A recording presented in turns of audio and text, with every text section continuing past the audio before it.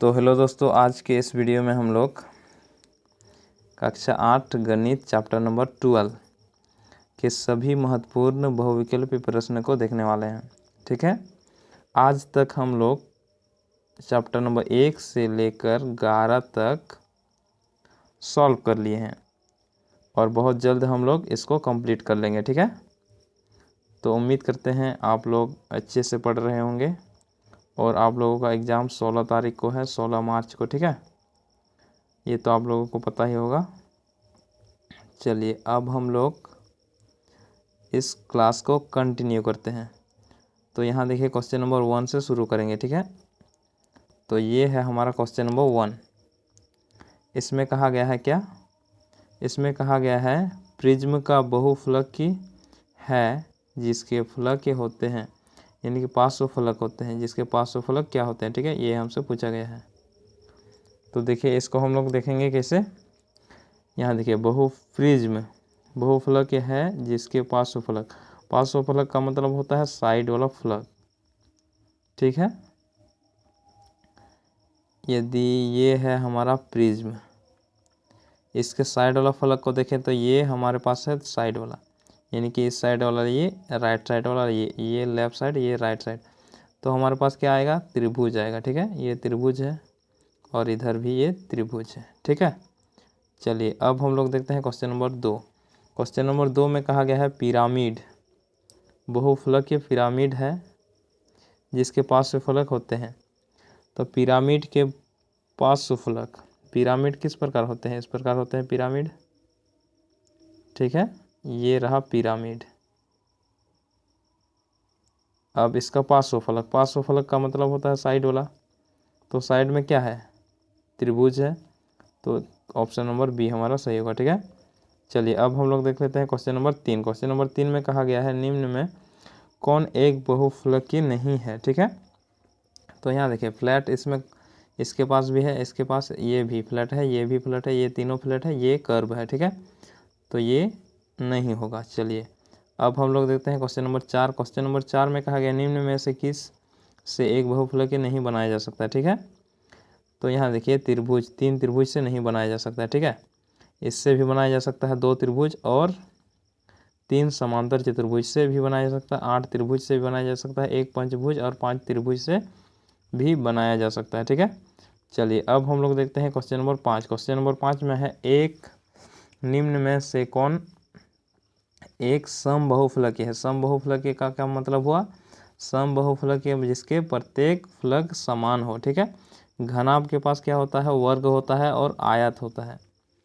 ठीक है, त्रिभुजाकार प्रिज्म, त्रिभुजाकार प्रिज्म भी देखें तो ये त्रिभुजाकार प्रिज्म के पास भी अलग अलग क्या बोलेंगे, क्या अलग अलग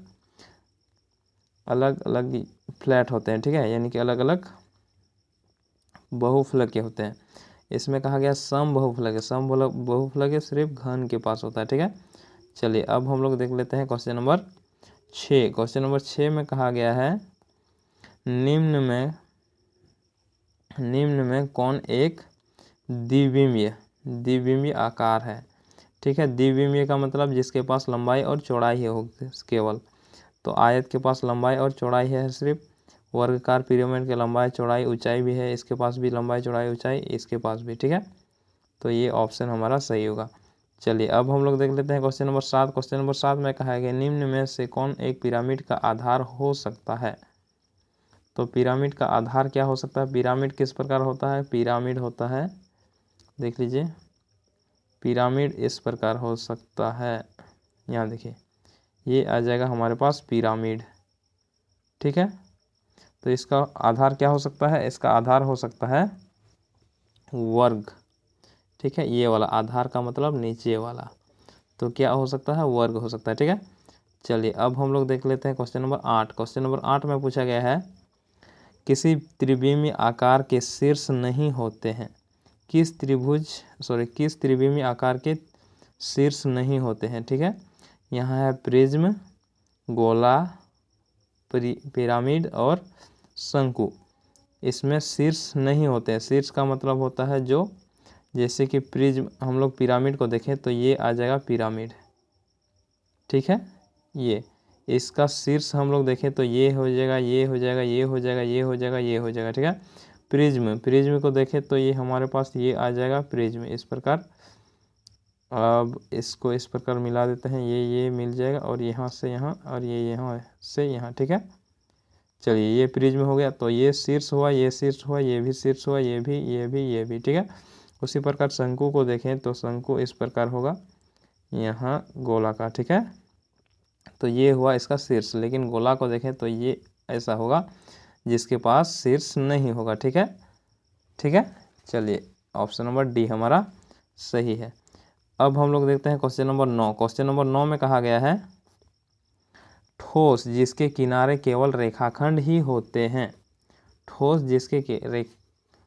जिसका किनारे केवल रेखाखंड ही होते हैं, तो वो कौन सा ठोस है, ठीक है। यहाँ देखिए बहुफलकीय, शंकु, बेलन, बहुभुज। बहुभुज का मतलब ये तो 2D हो गया, ये तो गलत है, ठीक है। ठोस कहा गया, ठीक है, ये नहीं होगा। अब शंकु को देखें और बेलन को देखें तो बेलन किस प्रकार होता है, इस प्रकार होता है, ठीक है, ये बेलन हो जाएगा। तो इसका किनारा क्या बोला गया है, रेखाखंड होना चाहिए, तो इसका किनारा तो क्या है, इसका किनारा तो वृत्त है, यहाँ भी वृत्त है। और शंकु का देखें तो यहाँ किनारा किसका, ये किनारा है किसका, वृत्त का है, लेकिन हमें कहा गया है रेखाखंड होना चाहिए किनारा, ठीक है, केवल रेखाखंड होना चाहिए। अब बहुफलकीय देखें तो कोई भी बहुफलकीय हो सकता है, जैसे कि हुआ आयत हुआ, सॉरी आयत नहीं बोल सकते, क्या बोलेंगे, घनाभ हुआ, घन हुआ, प्रिज्म हुआ, ये सब बहुफलकीय है, ठीक है। और इसका क्या बोलेंगे, इसका जो किनारा है वो केवल रेखाखंड होते हैं। यहाँ से ये देखिए, ये रेखाखंड, ये रेखाखंड, ये सब किनारा है, ठीक है। इसका मतलब ऑप्शन नंबर ए हमारा सही होगा।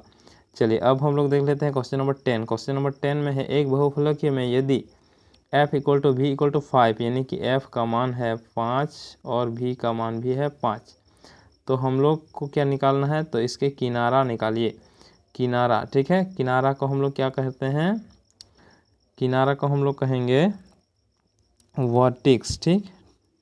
किनारे की संख्या होंगे, इसमें हमें किनारे की संख्या पूछा गया है, ठीक है। तो किनारा यहाँ देखिए, ये हमें ई देना चाहिए, लेकिन यहाँ हमें भी दिया गया है। और किनारा को हम लोग किनारा को हम लोग एडिज बोलते हैं, ठीक है। चलिए किनारा, इसको हम लोग निकाल लेते हैं, ये ई से दर्शाया जाता है किनारा को, ठीक है। चलिए अब हम लोग देख लेते हैं इसको, इसका फॉर्मूला क्या होता है, ठीक है। तो इसको हटा लेते हैं थोड़ा सा, इसका फॉर्मूला होता है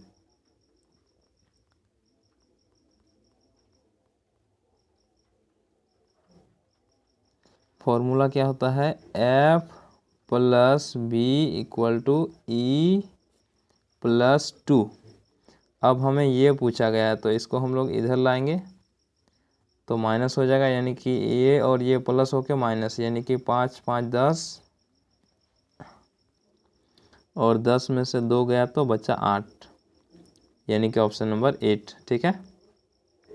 चलिए अब हम लोग देखते हैं क्वेश्चन नंबर 11। क्वेश्चन नंबर 11 में कहा गया है एक वर्गाकार बगीचे की भुजा कितना है, 30 मीटर है। इसका चित्र खींचने के लिए स्केल 1 सेंटीमीटर और ये मतलब 1 सेंटीमीटर को 5 मीटर के बराबर माना गया, तब चित्र बनाए गए परिमाप क्या होगा, मतलब जो चित्र बनाया गया है उसका परिमाप क्या होगा। तो यहाँ देखिए 5 मीटर बराबर 1 सेंटीमीटर, तो 30 मीटर बराबर कितना होगा, 6 सेंटीमीटर, ठीक है।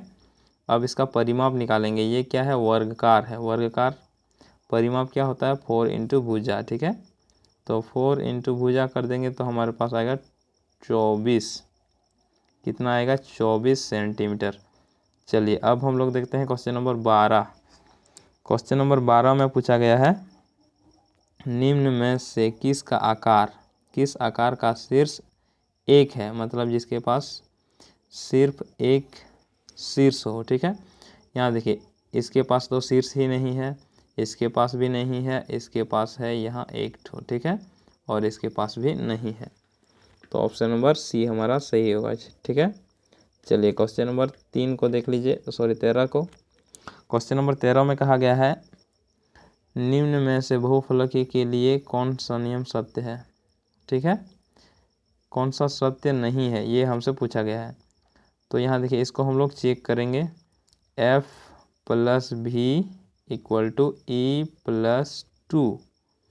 यहाँ देखिए v और e को जोड़ देंगे, v और f को जोड़ेंगे, उसके बाद d ये जो सॉरी d बोलेंगे e को 2 से जोड़ देंगे। यदि ये दोनों इक्वल आ रहा है तो हम लोग समझ जाएंगे कि ये बहुफलकी के लिए सही है, और जो नहीं आएगा इसके बराबर तो उसको हम लोग बोलेंगे ये नहीं हो रहा है। ठीक है, बहुफलकी के लिए ये सही नहीं है, सत्य नहीं है। तो चलिए देख लीजिए, यहाँ देखिए यहाँ है 4 भी इक्वल टू 4 और यहाँ है 4। तो 4 को 8 कर देंगे और 2 से घटा देंगे तो और f के ई के बराबर आना चाहिए। तो यहाँ 4 यहाँ 4 4 4 8 हुआ, 8 में से 2 को घटाएंगे तो 6 के बराबर ये है। अब इसको देख लीजिए बी, ऑप्शन नंबर बी को, यहाँ 6 है, यहाँ 8 है, 6 और 8 कितना हुआ 14, 14 को 2 से घटा देंगे तो हमारे पास आ जाएगा 12। तो ये भी है बहुफलकी का है। अब हम लोग यहाँ देखेंगे इसको, ये भी है 20 और ये है 12, 20 और 12 कितना होता है 32, 32 में 2 घटा देंगे तो आएगा 30, ये भी बहुफलकी का है। अब इसको देख लीजिए, यहाँ है 4, यहाँ है 6, को कितना आया 10, 10 में से 2 को घटा दीजिए तो ये 6 नहीं आएगा। इसका मतलब ऑप्शन नंबर डी हमारा सही होगा। ठीक है, चलिए अब और देखिए लास्ट क्वेश्चन है हमारा 14 है। एक कमरे के मानचित्र में किसी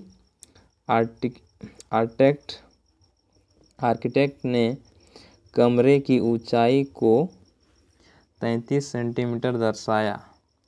यदि कमरे की वास्तविक ऊंचाई क्या है 330 सेंटीमीटर है तो उसके द्वारा प्रयुक्त स्केल, तो यहाँ देखिए उसके द्वारा प्रयुक्त स्केल का माप किस प्रकार, मतलब क्या था। ठीक है, तो यहाँ देखिए 33 मीटर को उसने क्या 33 सेंटीमीटर को उसने कितना लिया, सॉरी 330 मीटर सॉरी सेंटीमीटर को उसने लिया 33 सेंटीमीटर। ठीक है, तो उसका मतलब 10 गुना उसने घटाया, तो ये आ जाएगा हमारा सही ऑप्शन। ठीक है, 1 और 10 यानी कि 10 सेंटीमीटर, फिर ये उसका 10 गुना है, तो ये आ जाएगा हमारा सही स्केल।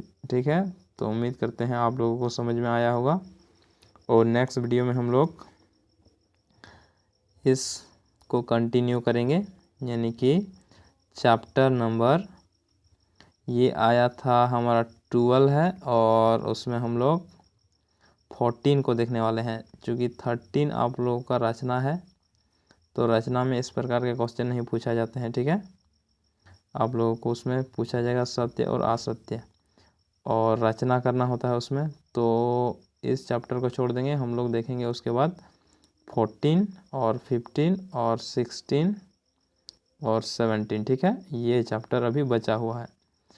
तो उम्मीद करते हैं आप लोगों को समझ में आ गया होगा। तो फिर हम लोग मिलते हैं नेक्स्ट वीडियो में।